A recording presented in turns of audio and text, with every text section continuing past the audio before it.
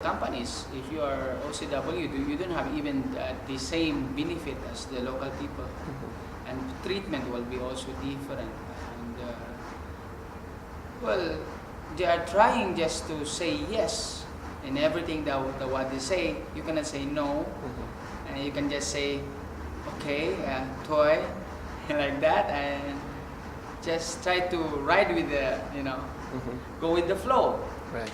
or else. If not, then trying to have a good relationship with their Laupan, with their QC, with these Chinese people around them, help them to cope up with this kind of problem. So there's no way to fight with your. There's no way to have a discussion with these people. Right. Yeah, there. You cannot express. I mean, you cannot say I'm right, you're wrong. Even you're right and they're wrong, you should still say they're right. Okay, you're right. Okay, I will follow. That's everything that what they like.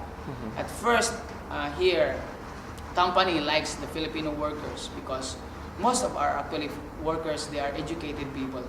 They have at least most of them have college. They are college graduate, so it's very easy for them to do to read English, the machines in the company are all in English, instructions, it's very easy to follow like this. But of course, there are also Filipinos there are also wants to talk, and because we have the freedom to say something, and later on they don't like us anymore. That's why these people they start hiring people from different Asian countries. Right. But Do you think that's just the fact that Filipinos like to talk, or is it also that there's some protection, very little, by having MECO in Taiwan? Yeah, that's another thing. Where Vietnamese and Thai and Indonesian don't have government representation. Yes, they are very susceptible to whatever the brokers or the company will like to say. But right now, we have the MECO, we have the Stella Maris, who other non-government organization are so active in protecting the rights of the workers. Right. Yeah. But most of the time, when I ask the brokers and talk to some of these company owners, they tell us Filipinos, they are too much. They think too much. Not only think too much, but I mean they reason too much. They cannot just simply just follow. Because this kind of people, we Filipinos kind of people that if we thought or we think that we are kind of maltreated, there's a reaction. Maybe because of this colonial thing, Yeah. It's too long under the colonial problem, and they don't want it to be this way already. So they want they want equality, they want justice, they want fairness, things. So in a situation that really is so unfair, I mean, paying 50 to 80,000 pesos for the placement, and then paying 1,800 each month for a broker who only takes you to the medical center every 6 months and then takes money from you, and then having to pay the food in the canteen at the apartment or dormitory, having to pay the dormitory fee. All of these things seem to be very unjust to me. Where is the voice of the worker in protesting, in negotiating, and arguing with the brokers, placement agencies, government, businesses, etc.?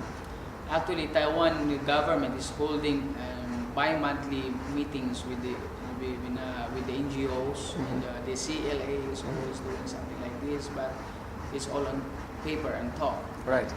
And it's with the NGO. It's never with a group of workers to represent themselves. It's always an intermediary. Because it is illegal in Taiwan to do that.